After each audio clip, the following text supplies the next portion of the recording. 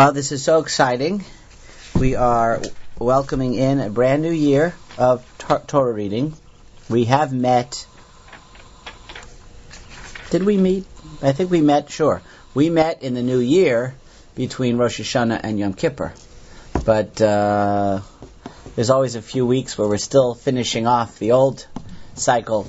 Now we actually begin the new cycle. It is Parshas Bereishis, 5769. And those who have been attending the classes know that we got a little jump start in terms of our new approach for the coming year. We had been learning from religiously, from the Mesilas Yesharim all of last year. And this year we have committed ourselves, bli neder, to start again, but this time really more in order of the Sefer, so that we are actually following along on the steps of the path. And there are 10 steps, 10 attributes, and our goal is, bli neder, partially outside of class, is to focus on a midah, on a virtue, for 40 days. And during those weeks, those Shabbos parshas that coincide with the particular virtue, we will try to soak up as much as we can from the parsha regarding that virtue. The entire time we learned the parsha in the new system, we were focused on the midah, the virtue of Torah study. We had actually 5 classes revolving around Torah study, starting with Re'eh. So Re'eh, Shoftim, Ki Seitze, Ki Sovo, or maybe, I don't know, we ended up with Nitzavim and Vayelech. All of that was focusing on Torah. We have now moved in, following the cycle of 40 days per virtue, we have now moved in to the virtue of zehirus, of vigilance, or according to the old translation, watchfulness. We're actually on day number 15. So we've lost a couple of weeks because of our holiday season, but we are back on the track, and we are going to learn some insights from Parshas Bereishis on zehirus, vigilance, watchfulness. So first, in order, is a brief redefinition, overview of what zehirus is, what vigilance is. I refer you to the Mesilas Yesharim, the beginning of chapter 2, page 14 in the Feldheim edition, the translated edition. Chapter 2, the virtue of vigilance. I've got the... Okay. I'm just going to read the first paragraph of chapter 2, where vigilance is defined. The concept of vigilance relates to a person's actions and affairs. He must contemplate and survey his actions and his conduct to see whether they are good or not, so as not to risk the loss of his soul, heaven forbid. He must not pursue his habits thoughtlessly, the way a blind person walks as in darkness. Okay, vigilance. Be aware. Be conscious of what you are doing. Because the alternative to vigilance is walking around, walking through life thoughtlessly. We will be taken over by our habits. We are taken over by our instincts. We will do that which we have been accustomed to doing day in and day out, year in and year out, unless we use our minds. And we all have a mind. In the next paragraph he says, if a person was given such a powerful gift as a mind to think, what a waste not to use it.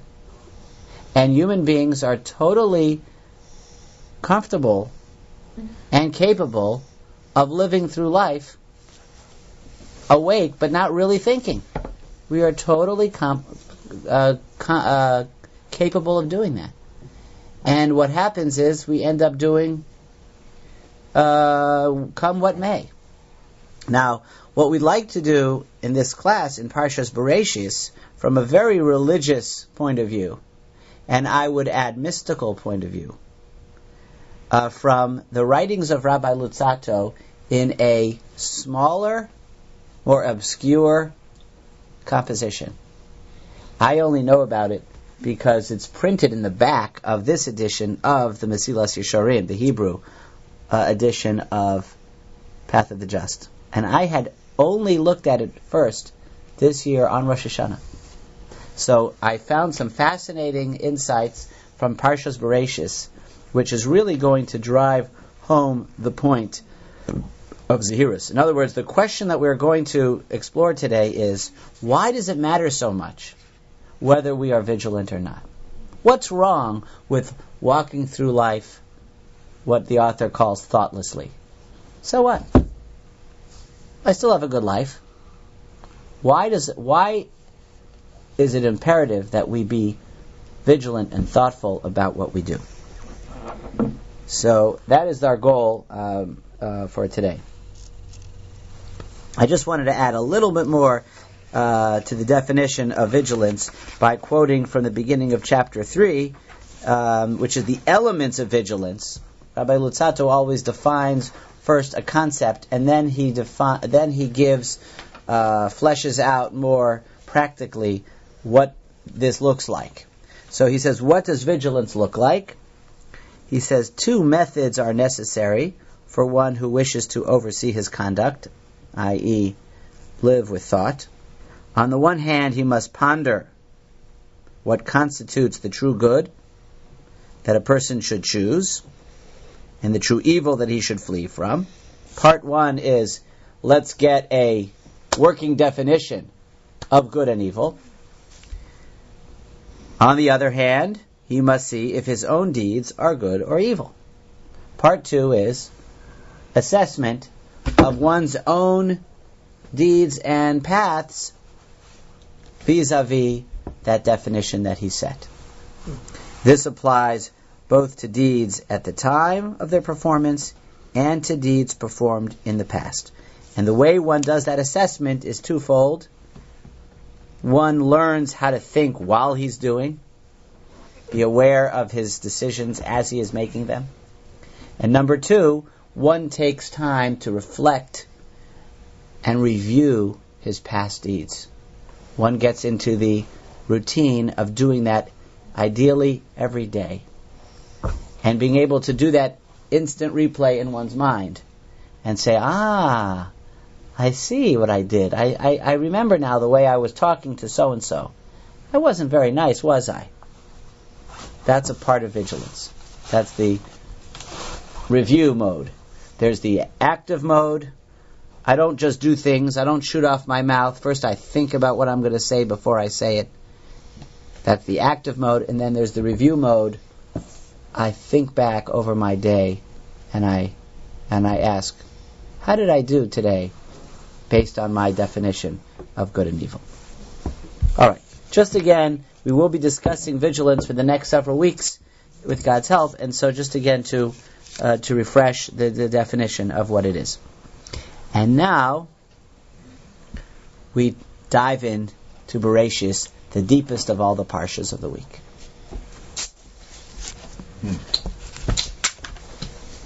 It really is the deepest. We really have the least amount of understanding of the depth of this parsha, and that's says by everyone says that. Okay, so I present with you some thoughts that I have organized from a small selection of this sefer that I learned for the first time, called Derech Eitz Chaim. Which, by the way, the title Derech Eitz Chaim comes from the parsha too. Hashem placed Adam into the Garden of Eden, and then he had to banish him. And there were 2 trees in the garden: the tree of knowledge of good and evil, and then there's the Eitz Chaim, the tree of life. And he was told not to eat from the tree of knowledge of good and evil, and he ate from it, so he was banished. Why was he banished? Lest he eat from the tree of life. And in his current state, God didn't want him to live forever anymore. So he took him out of the garden, and he put this sword guarding the entranceway to guard against going in and eating from the tree of life. Derech Eitz Chaim, to take away his access to the tree of life. That's the name of this little composition. Derech Eitz Chaim. Okay, it starts as follows, and you can participate in this little presentation here. We have two systems in the physical world that we are familiar with. Two brilliant, miraculous systems. One is the system of birth of a human being, and the other is a system of growth of the plant kingdom. How does the process of birth work? There's a man and there's a woman. The man contributes a seed. The woman takes that seed and magically turns it into a baby. Right? It is the man's influence, it is the man's contribution, and then it is formed by the woman and in the woman's body to create a miraculous being called Adam, a person. Now, the first man wasn't created that way. He was created from the earth. We'll come back to that a little later. The other system, no less miraculous, is the system of plant growth. A man, a farmer, takes a seed which was created by God in the fruit. He puts it into the ground, his contribution. He waters it, he tills the soil, etc., puts some fertilizer in maybe. And then the ground takes that seed and magically makes something out of it. Makes a plant grow. First a little shoot, and then roots, and then the shoot turns into a trunk or whatever the plant may be, and soon new fruit is produced. Both of these systems are miraculous, and if you don't believe in God after observing any of these systems, you really need to see a shrink. Mm-hmm. What do we know from our parsha, from reading our parsha, about these two systems? Please. What insights do we have about these two systems from our parsha? Would anybody like to offer something? What insights? Just be a little bit more Did you learn? Okay. Did you learn anything from Parshas Bereishis that you didn't know from 9th grade biology?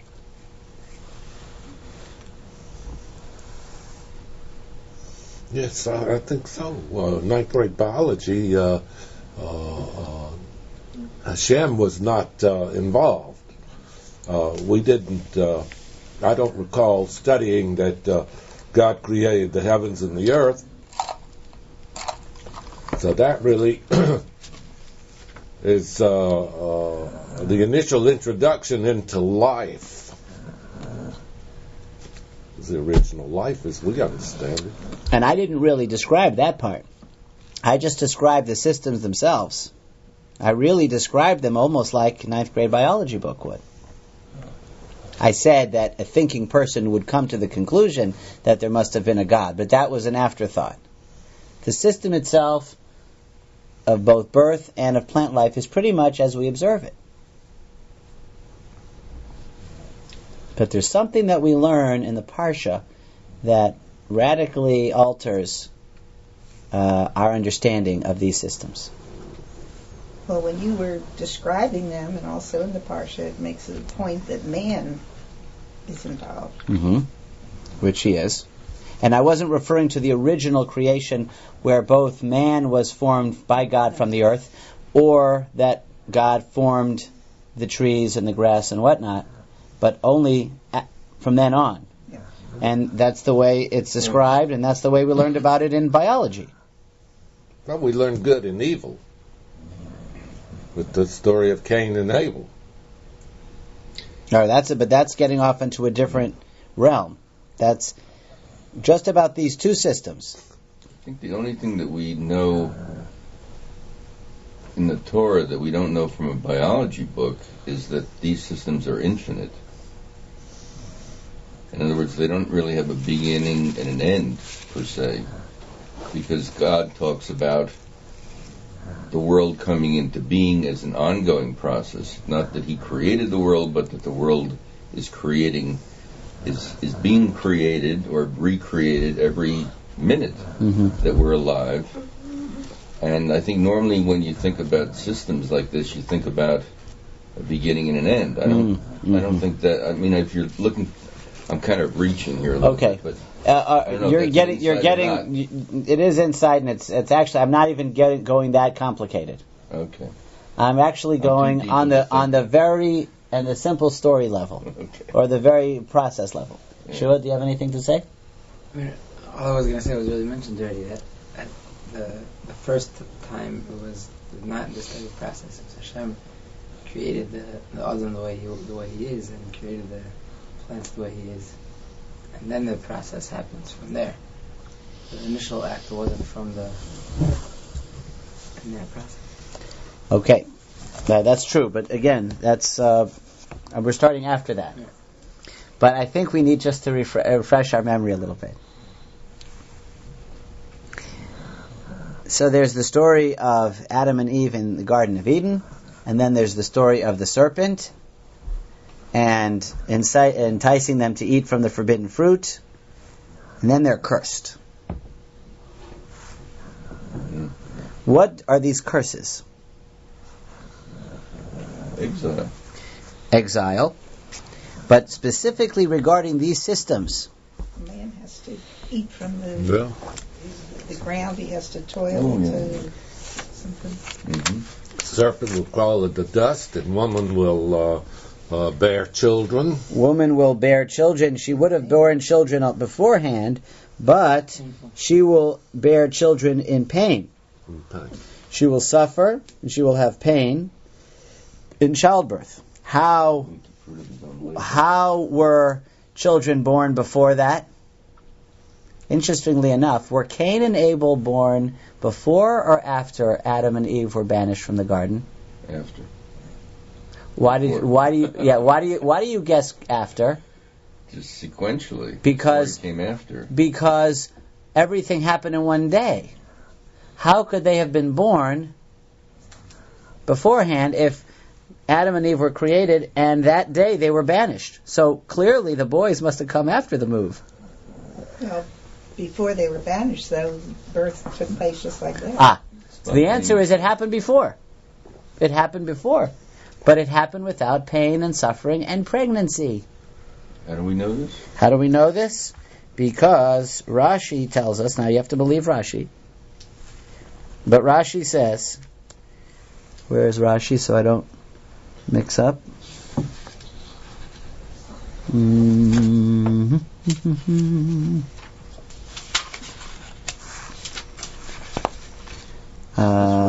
Quite a fellow. 3:16. He's getting it from the oral tradition. He does not making it up from scratch. 3:16.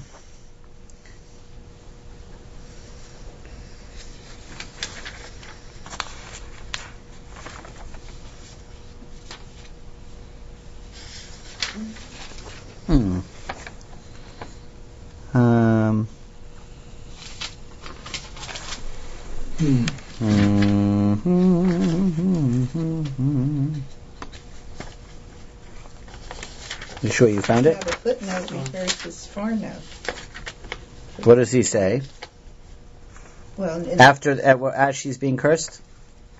if you look on page 17, Yeah. footnote 16. Okay. Before the sin, Adam and Eve lived together, and she conceived and gave birth immediately and painlessly. Now that would change. Conception would not be automatic, and there would be an extended period of pregnancy and labor pains. Okay, so the Seforno says it explicitly. Rashi also says the same thing, but okay, I can't find it at the moment. I thought I wrote it in my notes. But Rashi says that they were immediately conceived and born right then and there, and then they were banished. Okay, so the system, okay, got to believe this part. The system took place, but it took place without pain, without effort, and quickly. What about the other system, the system of plant growth? So again, in the curse, Adam is told, in chapter 3, verse 17, to Adam he said, because you listened to the voice of your wife and ate of the tree about which I commanded you, saying, you shall not eat of it. Accursed is the ground because of you. Through suffering shall you eat of it all the days of your life. Thorns and thistles shall it sprout for you, and you shall eat the herb of the field. By the sweat of your brow shall you eat bread until you return to the ground from which you were taken. So likewise, this is understood by all the commentators to mean that man would be able to produce fruit without any waiting time, and without any pain and effort, without toil. So what we learn from this parsha is that originally, this is what they don't tell you in 9th grade biology, is that originally these two systems were very different than they are today. They were still systems, but they happened, as Rabbi Lutzato says in the Derech Eitz Chaim, b'menucha, in a restful state, without toil. He says this is part of the meaning of when God put them in the garden to begin with.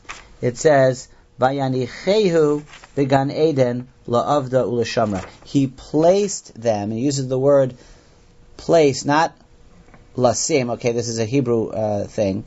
He didn't use the verb lasim, which is to place, but he used the word lahaniach, which also shares the root of menucha, of rest. So God created the world that there should be these systems in a state of rest.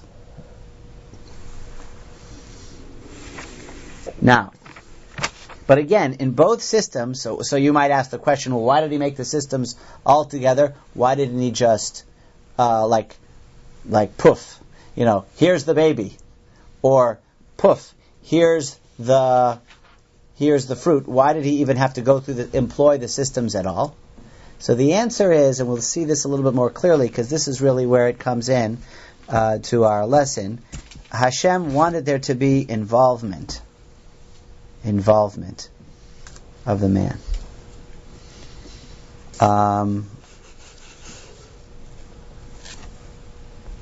Now, there's a third system. And we will learn that this third system parallels the other two. Is there a third system in the ecosystem that we have not mentioned yet?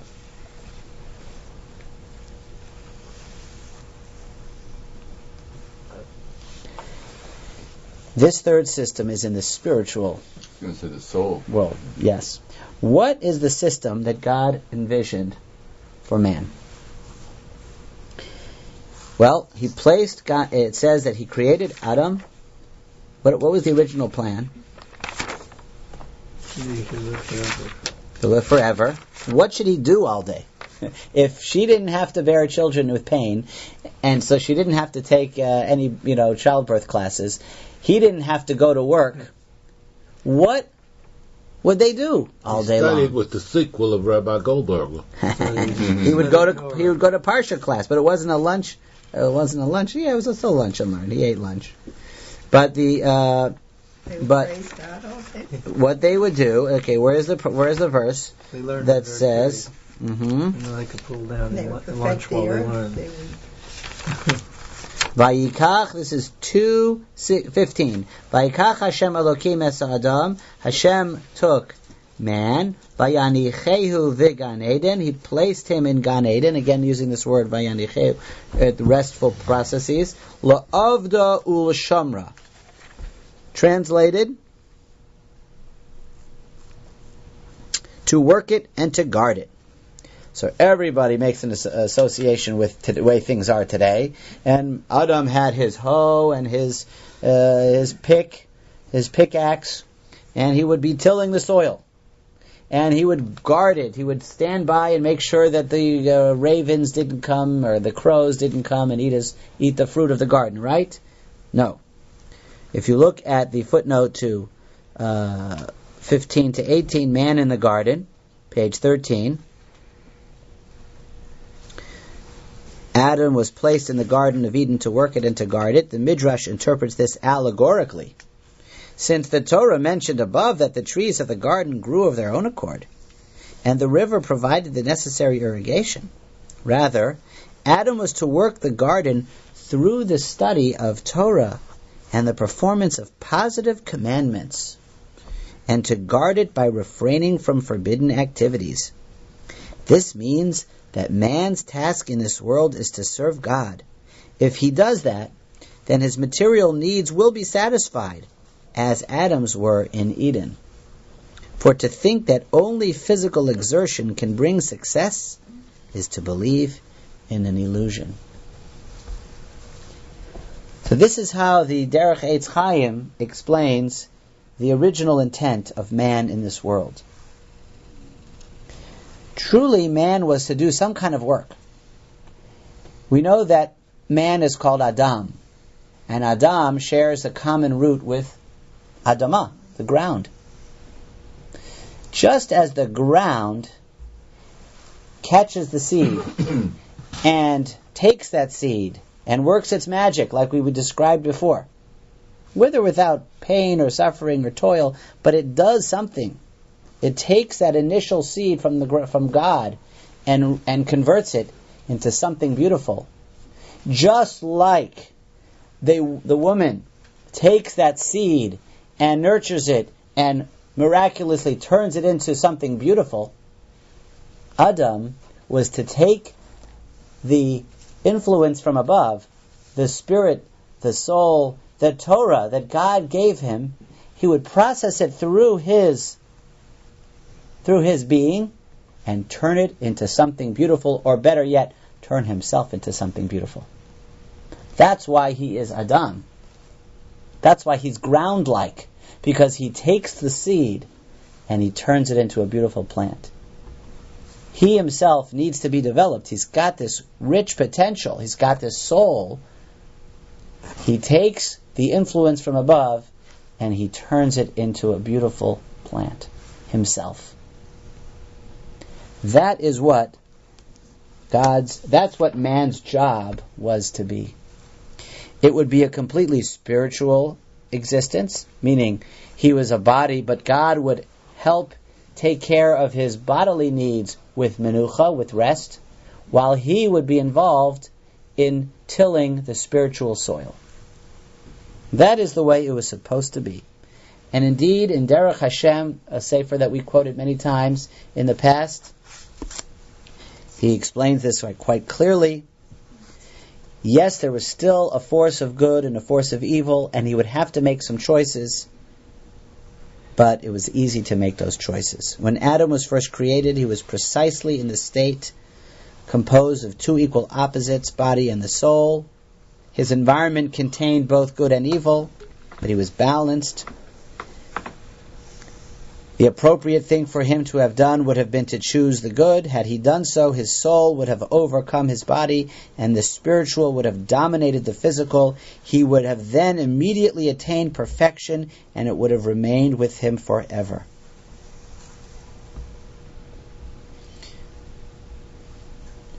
The soul has a function to take man's physical body and elevate it until it can take pleasure from perfection along with the soul. If Adam had not sinned, he would have been able to attain this total perfection. His soul will have purified his body step by step until he reached the level required to permanently partake of the everlasting bliss. In other words, Adam had a job to do. That job would have been accomplished had he used his soul and turned himself into a beautiful spiritual tree. Soul and body together. His failure was a lack of vigilance. Now, not yet. Not yet. That comes after the failure. Okay. The failure was that the influence that God had provided for the evil, i.e. the serpent,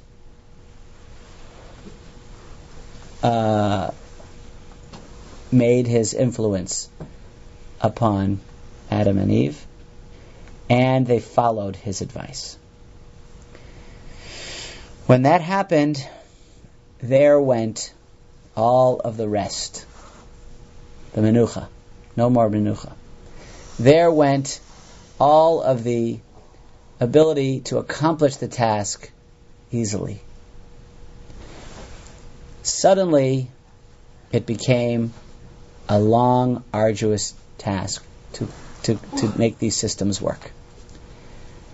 Both the system of birth now has to be accompanied by pain and suffering, the system of plant growth, and even the system, or maybe most importantly, the system of man developing himself as a servant of God. Now, the way that happened is explained in the Derech Eitz Chaim, and I'm going to describe it. I'm going to paraphrase from him in just a moment, just to show you that this theme is consistent throughout. Back to the Derech Hashem, just continuing where we left off. When Adam sinned, however, things were greatly changed. The amount of evil that existed initially was just enough to assure that man would be in a perfect balance, allowing him to gain perfection through his own efforts. When man sinned, though, he caused evil to increase, both in himself and in all creation. As a result, it became more difficult for him to attain the perfection that God intended for him. So, before the snake, before the sin, there were these systems in place, but they were easy, they were restful. Afterwards, more difficult. Now, to kind of bring it to a close, to a head, we will now read from the Derech Eitz Chaim, and then after that, we will just cap it off with an understanding of why vigilance is so important. From all of this, we can understand that this was the purpose for which man was created. It should have been that the only reason he was here was to do this work of perfecting himself through the service of God in the garden. And that's why it says he placed him with using the word menucha in the Garden of Eden to work it and to guard it. Our sages explained those are the positive mitzvos that he had and the negative mitzvos that he had. All of it would have been done with physical ease. But after the sin, now man is caught between two different paths. He now has two different masters. This is explained in the Talmud with the following pithy expression: Oili miyotzri, oili miyitzri. Woe is to me from my master. Woe is to me from my inclination. In other words, man now has two masters. On one hand, he's got the master of the world, God, who says, man, Adam, I got this job for you. I've got this spiritual work. You're supposed to perfect yourself, make yourself a beautiful tree. And then he's got his other master, the serpent, who's saying, I got some delicious fruit for you, Adam. Delicious. It'll make you wise. it's very physically pleasing. Now he's got that master to listen to also. Continues Rabbi Luzzatto, whatever a person is doing in life which comes under the category of avodas Hashem, service of God, okay, as defined by our Torah, when he's doing that, he is actually fulfilling his original purpose for which he was created. What about when he's doing other things that are not in the Torah, particularly that the Torah doesn't permit? Then he's serving the Nachash. And the Nachash, his whole goal, his whole job is to try to divert us. He wants to get us involved in other things, in alternatives. His job is to make us go away from God, distracting us from our service. Why have we been stuck with this? What did we do to deserve this Nachash, this other master that's trying to distract us? It was our punishment, because that's the path that man chose. We were told in the Shema that if you turn away from God, va'avadetem Elohim acherim, you will indeed serve foreign gods. That's a punishment. That's our consequence, shall we say. When God gave us a choice, He said, live up to your intended purpose. If not, if you take another choice, you're going to have to follow that. It's going to be a self-fulfilling prophecy. Because the sages teach, in the way that a person wishes to go, that's the way he is led. In other words, when you make a decision, you have to live with the consequences. You stick with God, then you will continue to follow God.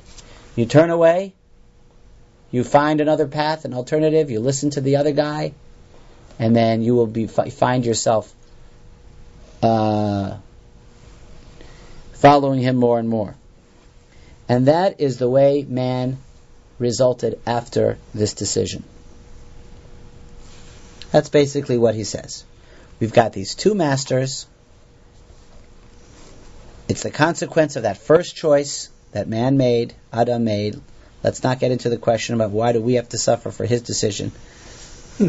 Obviously, there is something purposeful to our current state as well, because, in fact, the Torah was given, except for chapter 1, 2, and 3, the Torah is addressing us after the sin. So right now, our job is to live and survive and thrive in the new state. That's our job. But now we understand what zehirus is all about. Because if a person lives life, like Rabbi Luzzatto says, thoughtlessly, guess what? When you don't think, which master do you think gets all of the publicity? Which master gets the popularity? The other one. Because it's not easy to follow God anymore. It's just as challenging as having a baby or planting a field. So if we take the mindless route, we're just going to spend all of our time doing exactly what he wants us to do. Get diverted. Do other things. Have fun. It takes thought. It takes zehirus. It takes vigilance and watchfulness. And be careful in order to keep focused on the other master. Those are our two choices. They're both there. They're both strong. In fact, the other side is stronger. The only hope we have is to work. Our primary work is given our power of choice. And of course, how do we do that? How do we make the right choices? For that, we know the answer. What brings us to vigilance? What in the ladder brings us to vigilance? Torah. There's the answer.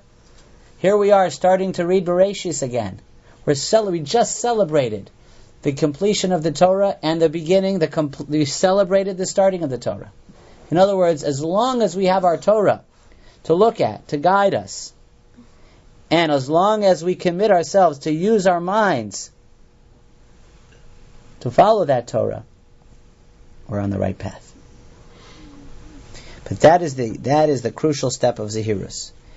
The fact that we have received the Torah is worth very little if we don't study it, and if we don't apply our minds to it.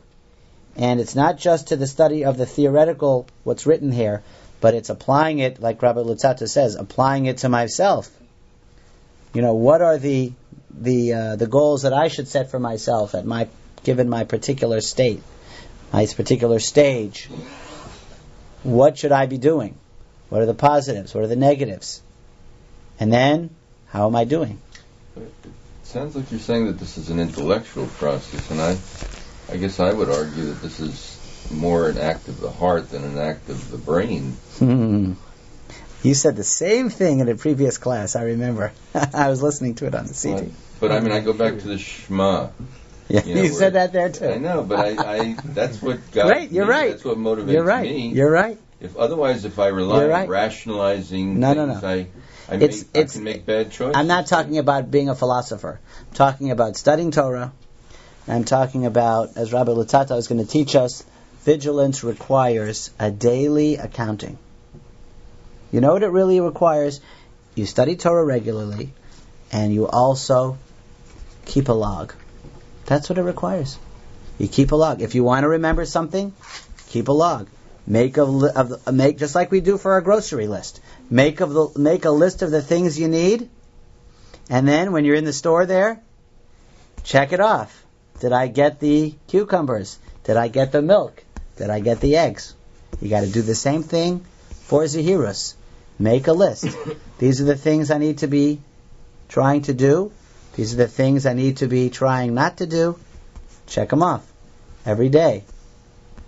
How did I do? That's what you need. To be self-aware. All I'm saying is that it's a necessary condition to be self-aware, but it's not sufficient. You have to go beyond the intellectual to the heart. Well, this is more than even the heart. This is practical. This is hands-on. Zehirus is hands-on. But it doesn't necessarily mean anything if your heart is not enlisted in the process. If it's purely kind of going through the motions and checking off boxes and doing all the rituals and thinking that miraculously you're going to be close to God as a result of all that, I'm not sure I agree with that. You have to use all of your abilities. Yeah. Just like the farmer uses all of his know-how and all of his muscles. So a man has to use his heart, his mind, everything. But he's got to do it. Yeah. What's most important is he's not just thinking and he's not just theorizing. He's actually doing it. He's being a zahir. Of course, that does not negate all of the ingredients leading up to that. But vigilance requires being on task. Why? Why do I have to be so vigilant? Why can't I just kind of live my life laissez-faire? Because we don't have that luxury anymore, because otherwise we might be answering to the call of our other master. It's a slippery slope, in other words. Mm-hmm. It gives you a discipline and a framework. If you adhere to these virtues, you stay out of trouble that way. That's right.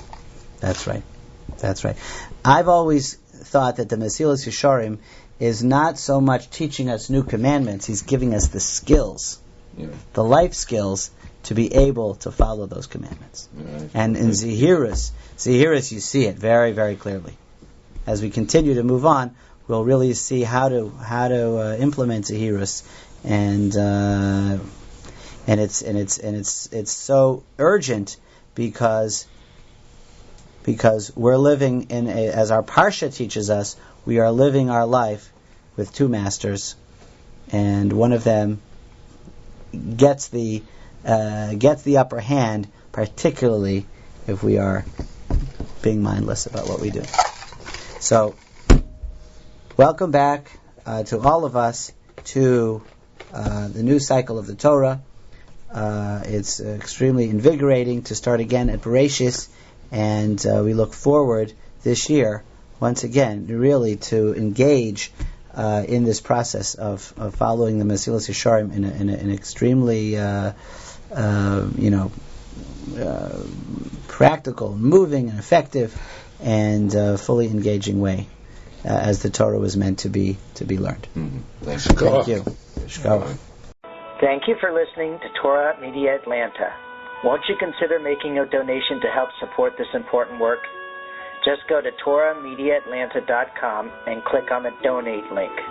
Thank you very much.